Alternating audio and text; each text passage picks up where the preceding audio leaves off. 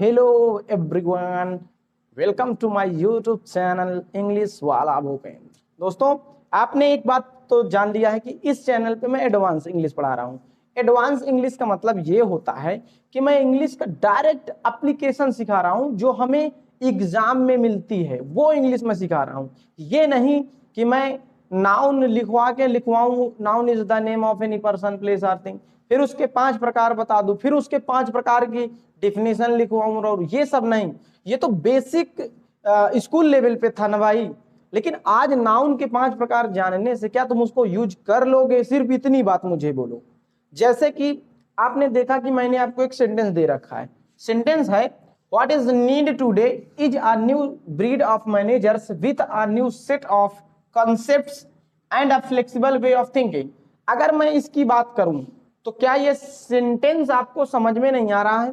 देखो, सेंटेंस में आपको लगे हुए क्या दिख रहे हैं? वर्ड्स दिख रहे हैं इस सेंटेंस में। यानी आपको सेंटेंस में वर्ड्स मिलेंगे।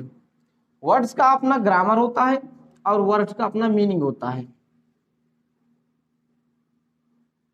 ठीक है, वर्ड्स का अपना ग्रामर होता है और अपना मीनिंग होता है।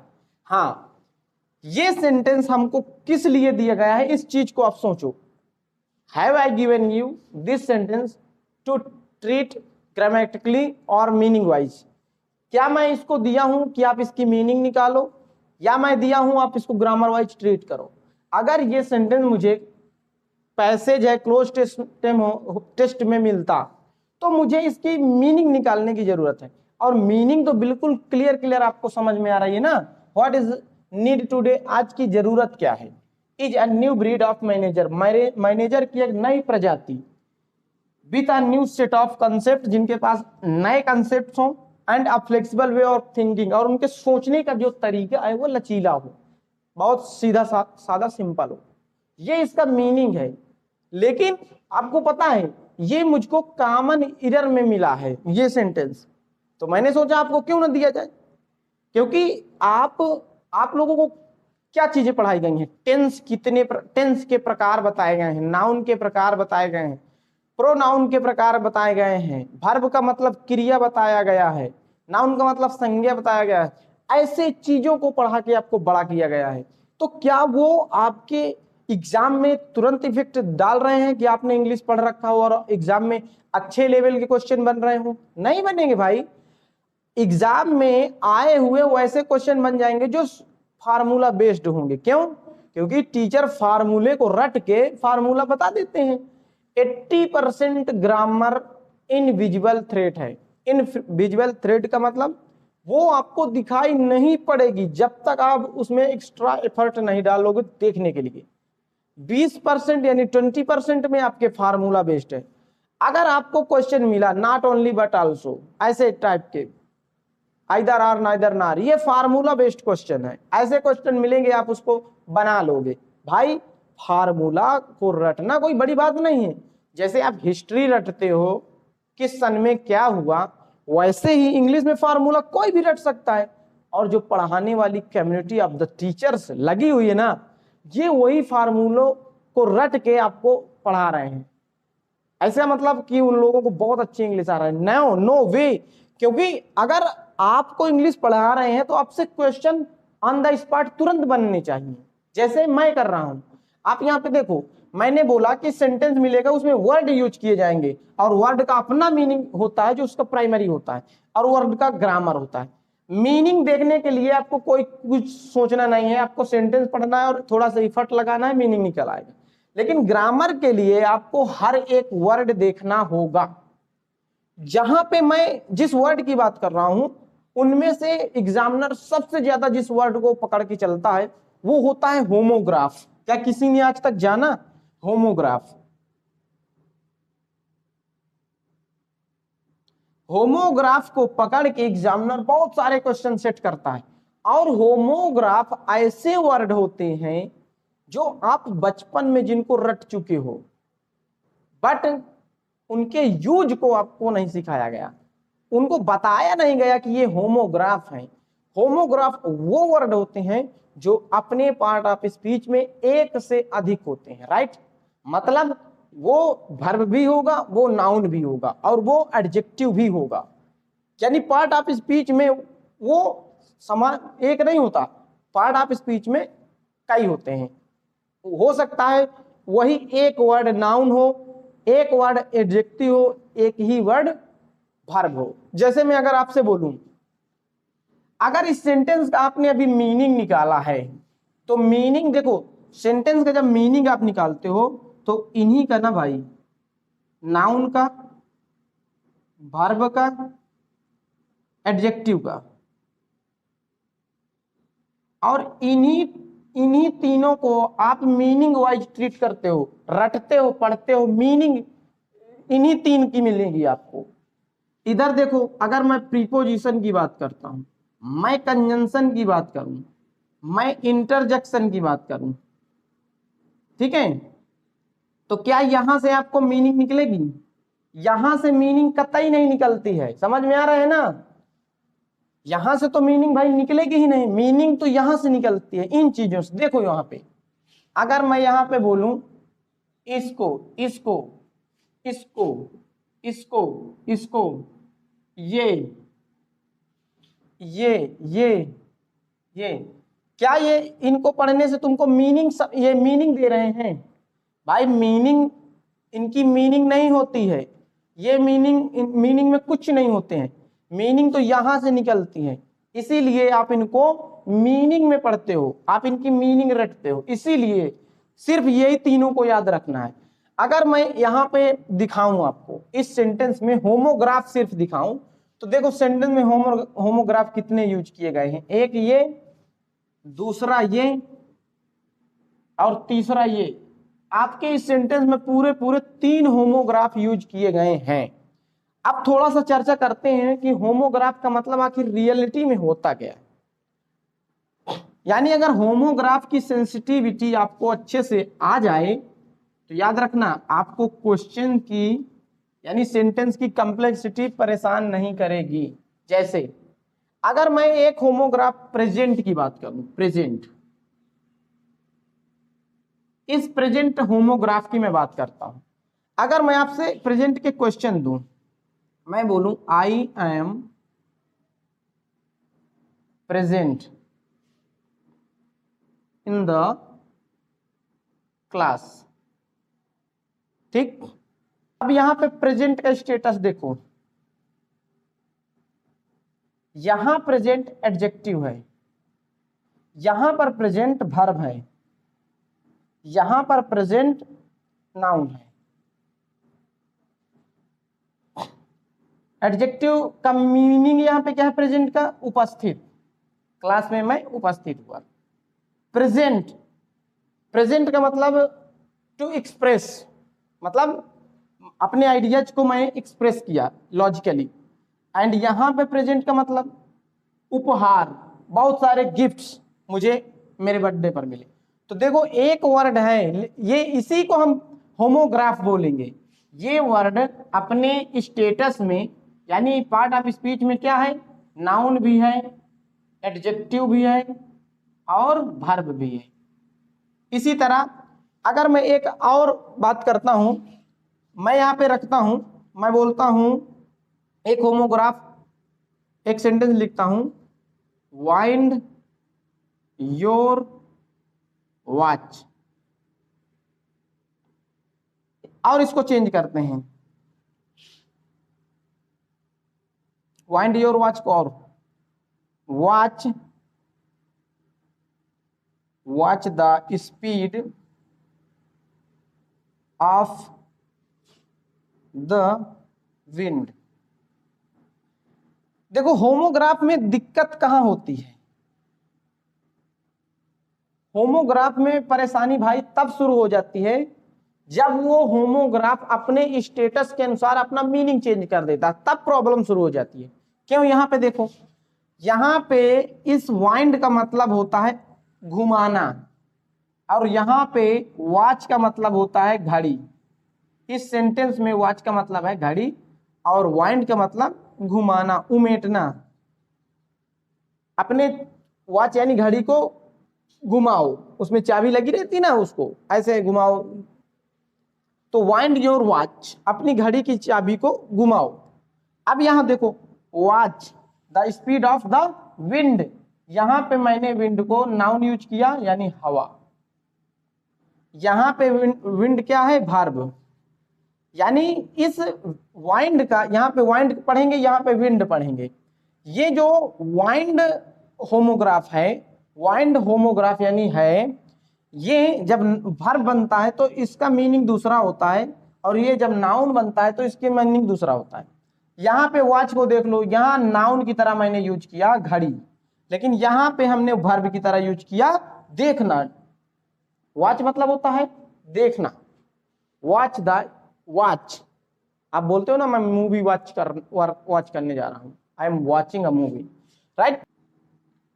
There are a few words you have used। अब यहां पे देख लो, आपके सामने मैंने एक होमोग्राफ यूज किया है। भाई होमोग्राफ देखो, होमोग्राफ की लिस्ट की जरूरत नहीं है, होमोग्राफ वही वर्ड है जो हमने बचपन में रट लिया है, सिर्फ वही होमोग्राफ है। आज भी इस लेवल में भी कोई नहीं पढ़ा रहा भाई, क्वेश्चन यहीं से बनते हैं। मैं इसलिए बता रहा हूं कि इनकी समझ होनी जरूरी है।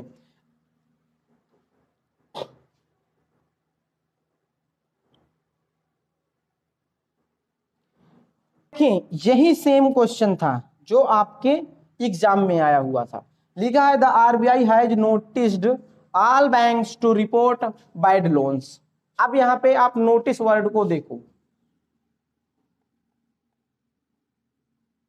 देखो आपको भाई इरर नहीं पकड़ में आएगा, नो नो नो वे, इरर पकड़ में आएगा ही नहीं।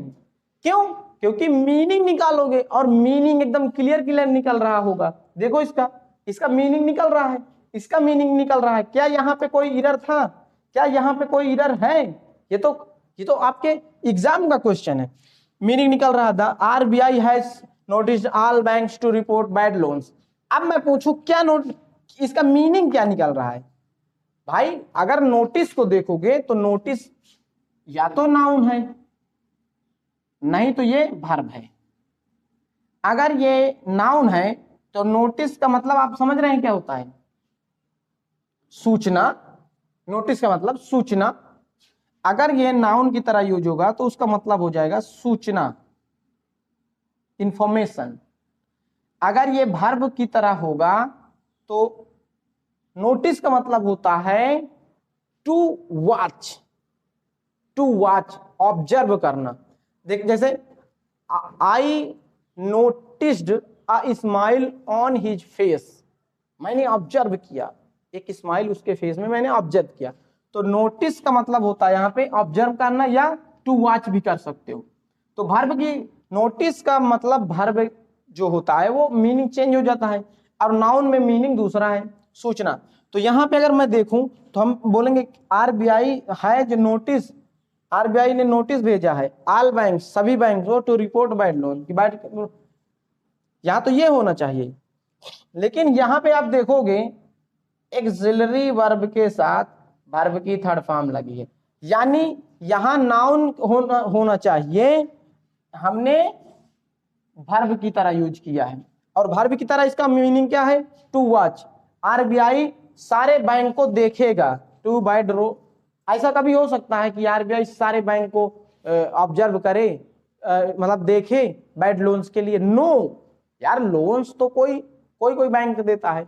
लेकिन यहाँ पे देखो होना क्या चाहिए, होना चाहिए इस नोटिस को हमें नाउन बनाना है कि आरबीआई ने सारे बैंक को नोटिस दिया है कि वो बैड लोन के बारे में रिपोर्ट करें।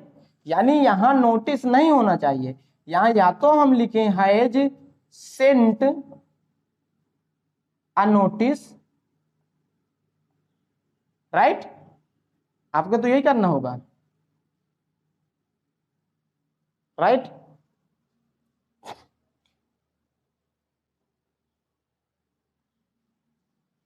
यानी सेंटेंस हो जाएगा the RBI has sent a notice to all banks to report bad loans. अब देख लो, यानी यहां पे ये नोटिस वर्ड का जो पार्ट ऑफ स्पीच था गलत पार्ट ऑफ स्पीच में यूज था। कैसे करोगे, यहाँ तो मीनिंग निकाल के हम देख लिए, यहाँ पे नोटिस होमोग्राफ को आपको बहुत ध्यान में रखना है। अब यहाँ पे आ जाओ, नीड वर्ड को देखो, नीड अगर मैं पूछूं कि नीड वर्ड अपने पार्ट ऑफ स्पीच में क्या क्या हो सकता है, तो आप बोलोगे ये नाउन हो सकता है और वर्ब हो सकता है, राइट। अब मैं आपको एक छोटी सी बात बोल रहा हूं कि जहां पर होमोग्राफ अपना नाउन का पार्ट ऑफ स्पीच बताएगा, वहां पर वो अपने पहले कोई डिटरमिनर या चेला चपाटी लेके आएगा। आप देख लो, ये देखो होमोग्राफ था, इसके पहले ये डिटरमिनर आ गया। जब ये नाउन बनेगा, राइट, जैसे हम नीड को देखते हैं, नीड वर्ब भी और नाउन भी है। तो यहां पे देखो, अगर हम यहाँ पे नीड वर्ड को ध्यान में रखोगे तो यहाँ तो नीड को एज वर्ब यूज किया है, ये देखो वर्ब की तरह यूज किया है। नीड को पार्ट, नीड को देखो ना, यहाँ पे अगर मैं बोलूं I need some books, right, need को एज वर्ब, जरूरत।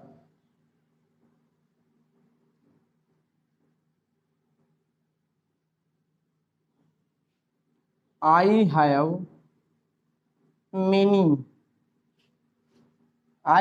many needs, I have a need, I have the need, ऐसे भी कर सकते हैं, ठीक। यहां पे नीड को देखो नाउन, राइट, लेकिन यहां पे देखो नीड को एज वर्ब यूज किया है। तो क्या कभी इजी यानी एक्सिलरी वर्ब के साथ वर्ब की फर्स्ट फॉर्म आप यूज कर सकते हो? तो एरर तो यही है ना भाई, या तो हम इसको पैसिव में बोल दें कि व्हाट इज नीडेड, इसको सही करने का तरीका, या तो यहां पे नीडेड करें, या तो व्हाट इज अ नीड या द नीड,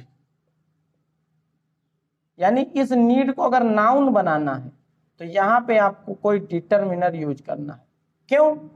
क्योंकि यहां नीड का मीनिंग जो है वो जरूरत वाली नहीं है, मतलब मीनिंग जो है वो मीनिंग तो सही है, बट इसका पार्ट ऑफ स्पीच आप देखोगे ना भाई कि यहाँ पे ये तो वर्ब लगा है, लेकिन हमें इज के साथ V1 हम लगा नहीं सकते, तो या तो हम इसको नीडेड करेंगे, नहीं तो इसको हम द नीड करेंगे, क्योंकि द लगाने के बाद ये नीड हो जाएगा नाउन, और आपको पता है इज के साथ नाउन वगैरह तो लगा ही सकते हो। He is a farmer, he is the farmer. तो ये हैं आपके होमोग्राफ। जैसे ब्रीड को देख लो, ब्रीड यहां पे देखोगे तो नाउन है, ये इसके लिए डिटरमिनर आया है, ये बताता है कि ये ब्रीड नाउन है। यहाँ इस सेट को देखोगे तो नाउन है, ये आया है डिटरमिनर, बताएगा कि नाउन है। यहाँ पे ब्रीड का मतलब होता है, इस ब्रीड का मतलब देख लो, नाउन का अगर ये ब्रीड नाउन है तो इसका मतलब होता है रेस, प्रजाति, और अगर यही ब्रीड वर्ब बनेगा तो इसका मतलब हो जाएगा जन्म देना, और सेट का मतलब आप आराम से जानते हो। जैसे अगर आपको एक और क्वेश्चन आपके सामने नया क्वेश्चन है, the new set up anti conversion law breed a sense of fear among certain communities and need to be reviewed soon। ये मैंने सेंटेंस दिया, कॉमन एरर पे है। क्या सेंटेंस को पढ़ के कहीं एरर समझ में आ रहा है?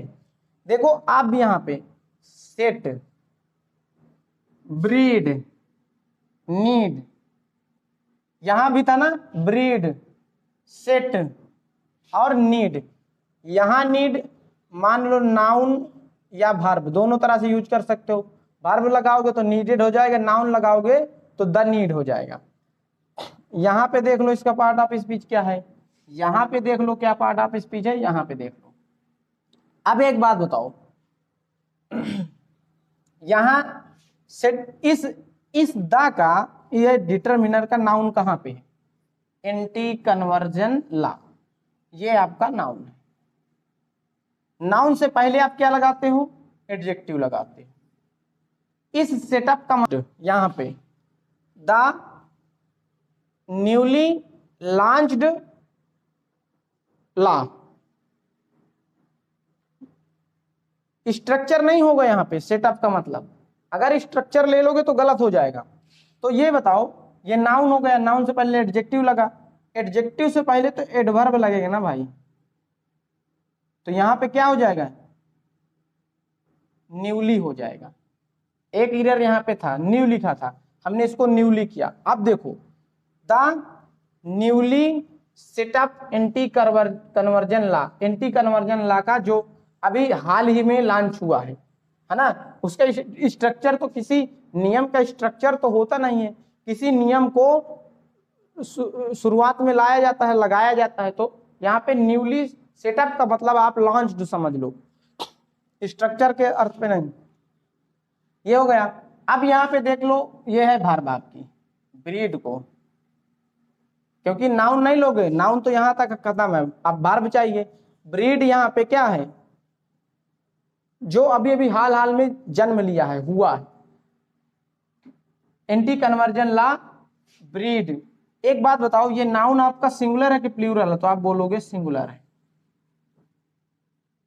तो यहाँ पे ब्रीड होगा कि ब्रीड्स होगा? ब्रीड्स होगा ना भाई, सिंगुलर के साथ singular. A sense of fear among certain communities and लगा है, एंड के बाद नीड को देख लो, नीड भी यहाँ वर्ब की तरह यूज किया है।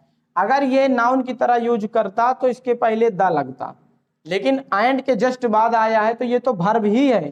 तो जब ये वर्ब एंड से जुड़ रहा है, तो जब इसमें आपने एस लगाया तो इसमें भी लगाना पड़ेगा ना, देख लो नीड्स होगा।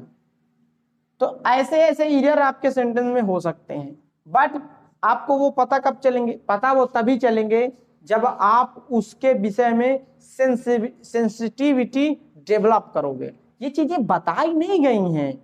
80% ग्रामर नहीं दिखेगी आपको, सेट खोजना पड़ेगा। तो इसका जो बेसिक्स होता है, अगर हम उस बेसिक्स को कंप्लीट कर लें तो कोई भी किसी भी लेवल का आप क्वेश्चन बना सकते हो भाई। एडवांस एक तैयारी कर रहे हो, प्रिपरेशन कर रहे हो, सीजीएल जैसी है ना, बैंकिंग जैसी कोई भी प्रिपरेशन आप कर रहे हो, तो मैं आज भी पकड़ाऊं आपको कि नाउन के 5 प्रकार होते हैं, नाउन इज द नेम। आज बताने की जरूरत है इन चीजों को, या आपको उसका यूज सिखवाने की जरूरत है? हम उस गन का क्या फायदा जिसका यूज हमें पता ना हो? तो आपको वैसे ही चीजों को आज तक बताया गया है। अब आप